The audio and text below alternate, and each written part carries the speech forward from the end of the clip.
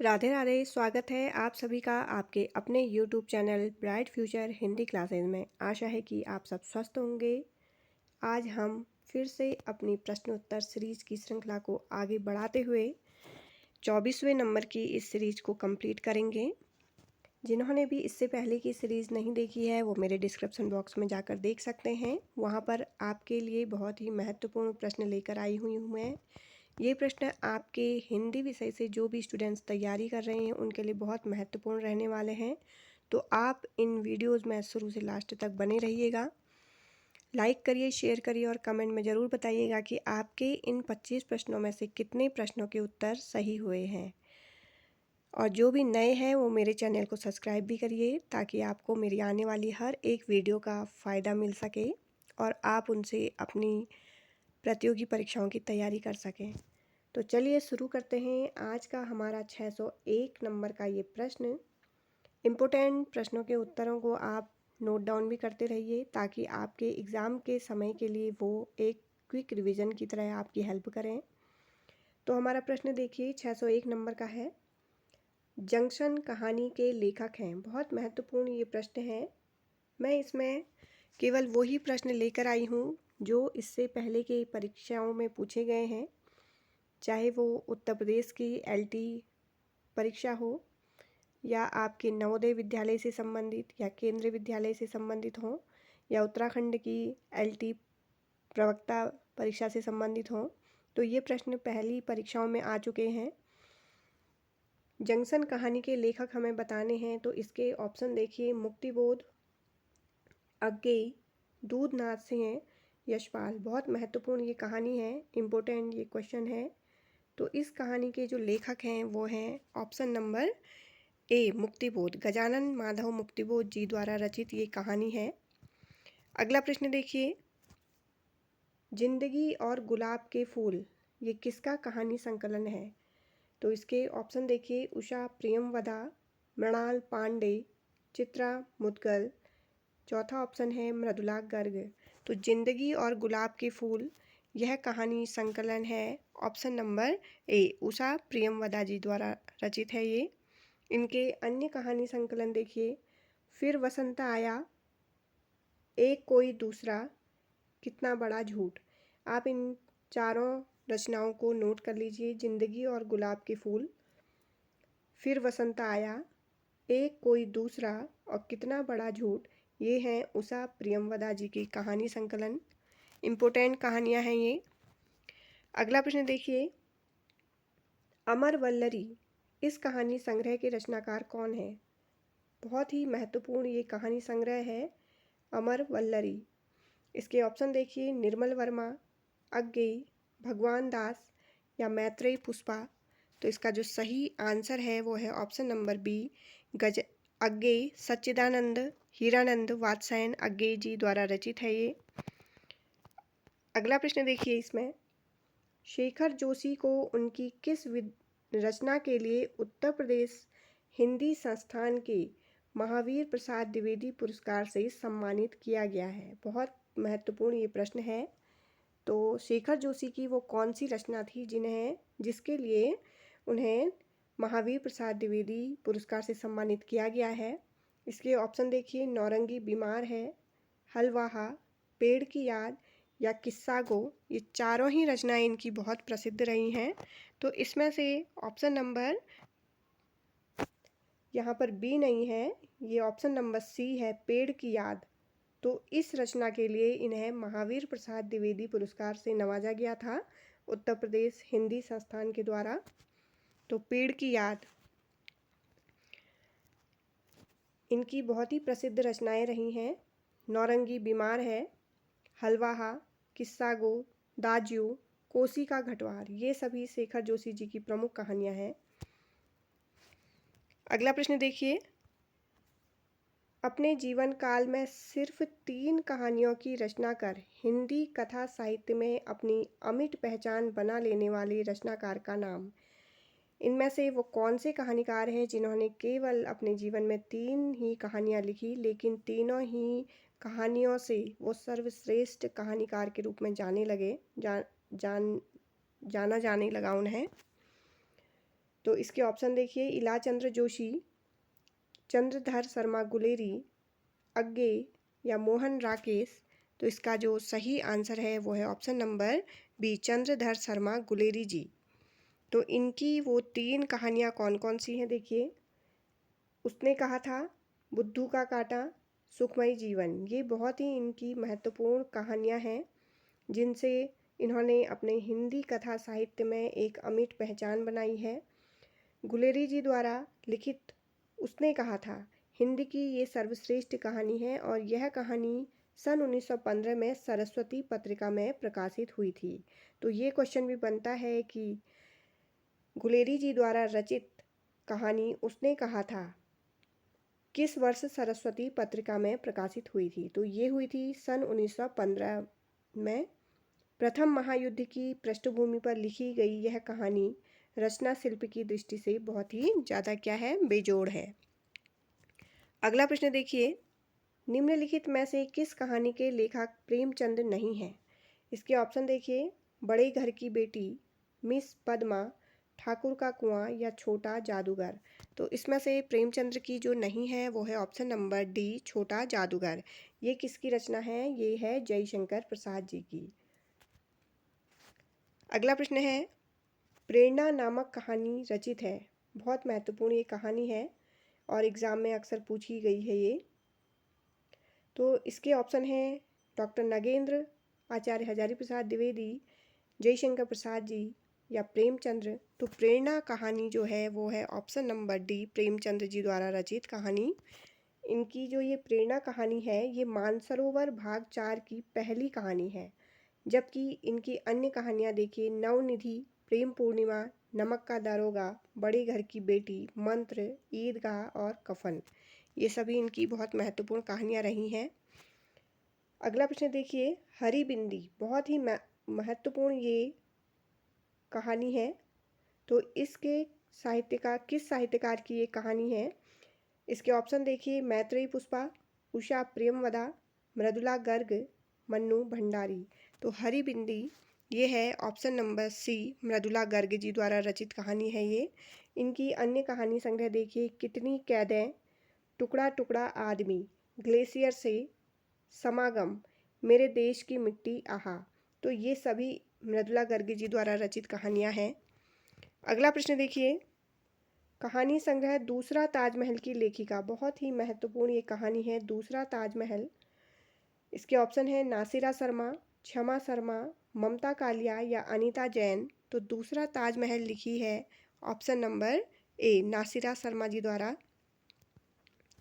अगला प्रश्न है, भीष्म साहनी द्वारा रचित कहानी संग्रह नहीं है। तो इसमें हमें बताना है कि भीष्म साहनी की कौन सी कहानी नहीं है। इसके ऑप्शन है भाग्य रेखा, वाचू, काठ का सपना या निशाचर। तो इसमें से जो सही आंसर है वो है ऑप्शन नंबर सी, काठ का सपना। ये भीष्म साहनी जी द्वारा रचित कहानी नहीं है, बल्कि किसकी है ये, गजानन माधव मुक्तिबोध जी की ये रचना है। और भीष्म साहनी जी का जो अन्य कहानी संग्रह देखिए, इसमें भाग्य रेखा, पहला पाठ, भटकती राख, पटरियाँ, वांगचू, शोभा यात्रा, ये वाचू नहीं है, ये वांगचू है, वांगचू, निशाचर, पाली, डायन, ये सभी हैं भीष्म साहनी की। और काठ का सपना है गजानन माधव मुक्तिबोध जी द्वारा रचित।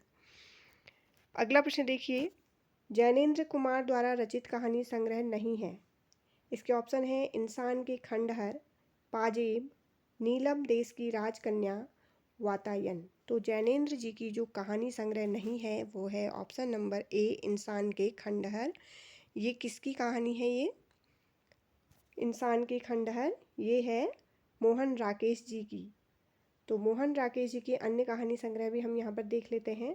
और इसके अलावा देखिए, पाजेब, वातायन और नीलम देश की राजकन्या, ये सभी किसके हैं, जैनेन्द्र कुमार जी की हैं। और इंसान के खंडहर ये है मोहन राकेश जी द्वारा। तो आप ध्यान रखिएगा इसे। इनके अन्य कहानी संग्रह देखिए मोहन राकेश जी के, नए बादल, जानवर और जानवर, एक और जिंदगी, फौलाद का आकाश। इसमें से एक और जिंदगी ये पूछी जाती है। अगला प्रश्न देखिए, इम्पोर्टेंट क्वेश्चन है ये भी। डैफोडिल जल रहे हैं निम्न कहानीकारों में से किसकी कहानी है ये? इसके ऑप्शन है उषा प्रेमवदा, मन्नू भंडारी, कृष्णा सोबती, मृदुला गर्ग। बहुत महत्वपूर्ण ये कहानी है। तो इसका जो कहानीकार हैं वो है option number D, Mridula Garg. अगला प्रश्न है, एक प्लेट सैलाब कहानी की लेखिका हैं। इसके ऑप्शन देखिए, उषा प्रेमवदा, मन्नू भंडारी, कृष्णा सोबती या शिवानी। तो इसका जो सही आंसर है वो है option number B, Mannu Bhandari ji द्वारा रचित कहानी है ये, एक प्लेट सैलाब। इनके अन्य कहानी संग्रह देखिए, मैं हार गई, यही सच है, तीन निगाहों की एक तस्वीर, त्रिशंकु। ये सभी मन्नू भंडारी जी की कहानी संग्रह हैं और इनके आप प्रकाशन वर्ष भी देख लीजिए।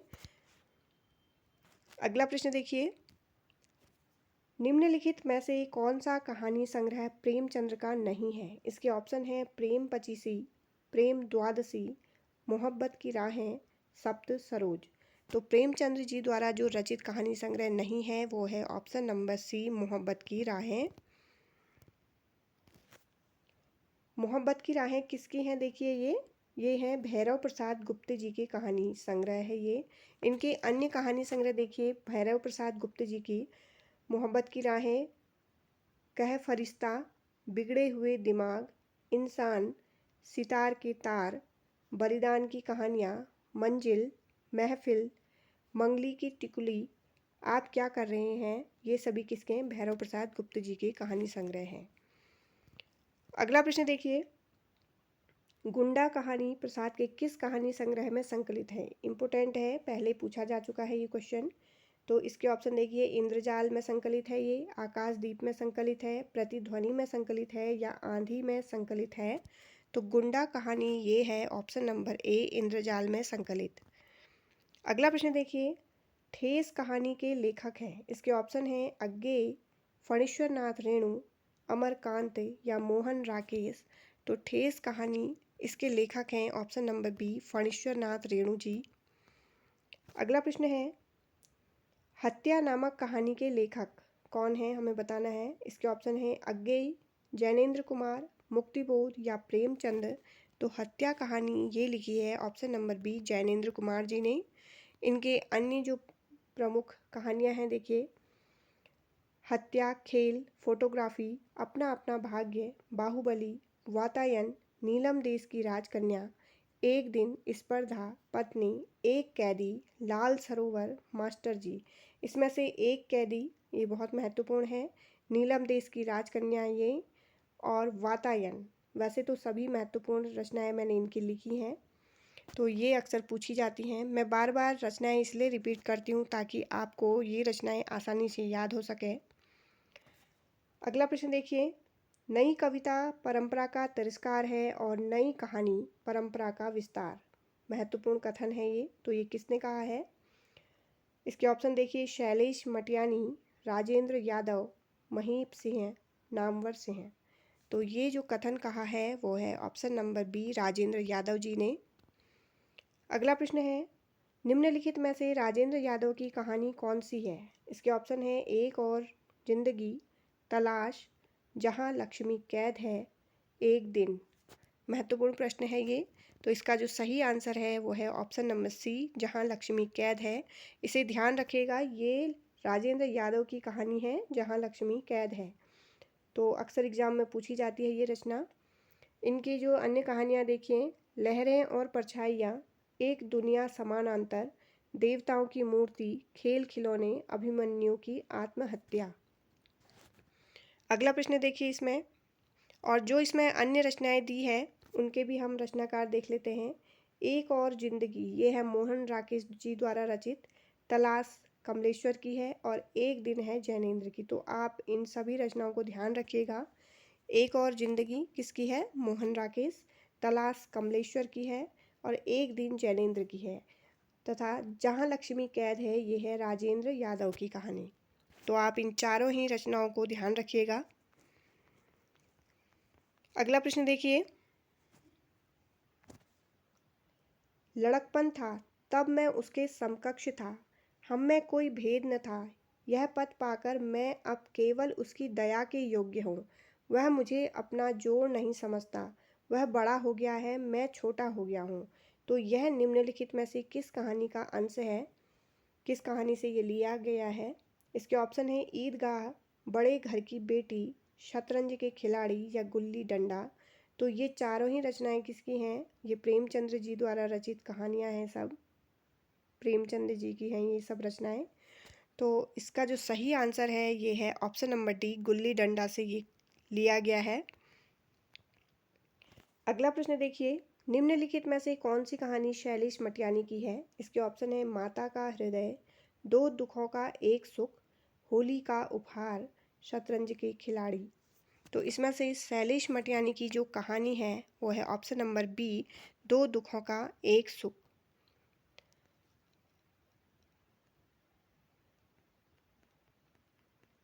अगला प्रश्न देखिए, इसमें एक अदद औरत किस लेखिका द्वारा रचित कहानी है? इसके ऑप्शन है मन्नू भंडारी, मंजुल भगत, ममता कालिया, इंदु बाली। इम्पोर्टेंट ये कहानी है एक अदद औरत। तो ये लिखी है ऑप्शन नंबर सी, ममता कालिया जी ने। अगला प्रश्न देखिए, सलाम कहानी संग्रह के लेखक कौन है? इसके ऑप्शन है मोहनदास नेमिशराय, जय प्रकाश करदम, ओम प्रकाश वाल्मीकि या अरविंद राही। इम्पोर्टेंट है ये कहानी संग्रह। तो इसके जो संग्रहकर्ता या लेखक हैं वो है ऑप्शन नंबर सी, ओम प्रकाश वाल्मीकि जी। अगला प्रश्न देखिए, किस कथाकार को पहाड़ का प्रेमचंद्र कहा जाता है? बहुत ही इम्पोर्टेंट ये प्रश्न है और एग्ज़ाम में अक्सर पूछा जाता है। तो पहाड़ का प्रेमचंद्र कहा जाता है। ऑप्शन देखिए इसमें विद्यासागर नौटियाल जी को, शेखर जी को, जोशी जी को, बटरोही को या पंकज बिष्ट को।